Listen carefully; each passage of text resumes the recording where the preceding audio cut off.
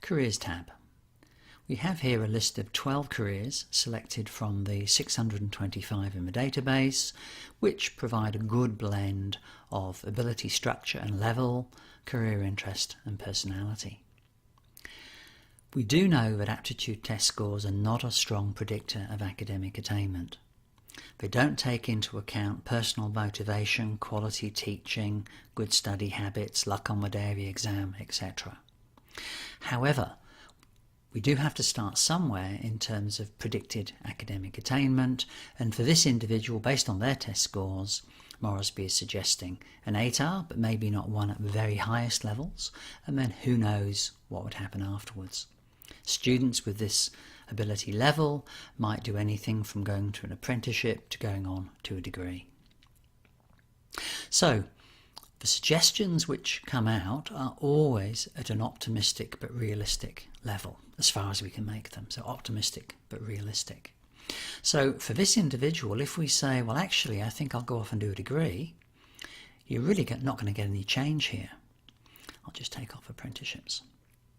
So this will allow a student to see that given their given their test scores, it's quite reasonable to go off and get into one of these areas. But they might say, no, actually, I really would like to consider a TAFE approach to this, and that will generate a whole different level.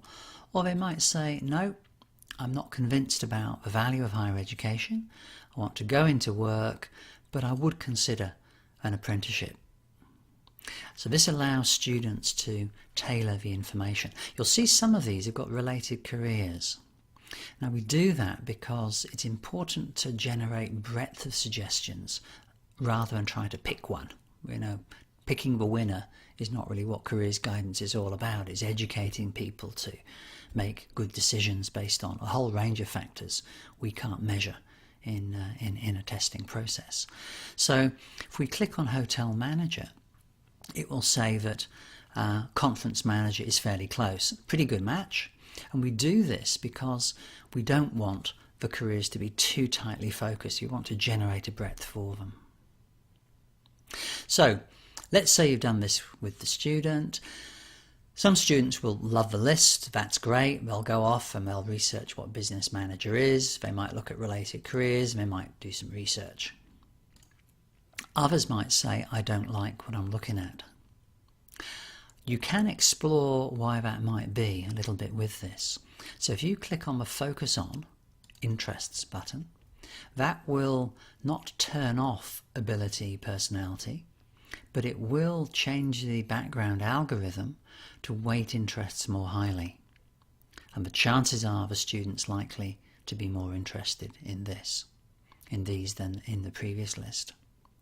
If you do that, all well and good, but I always say that in doing that you have ignored pretty much an hour and a half of testing. So let's turn that off and see what happens if we focus on aptitudes, just to see the change of suggestions which are there.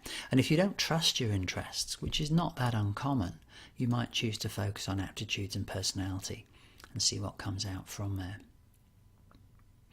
You could search for alternative careers, like this student might say, why hasn't medicine come up, for example?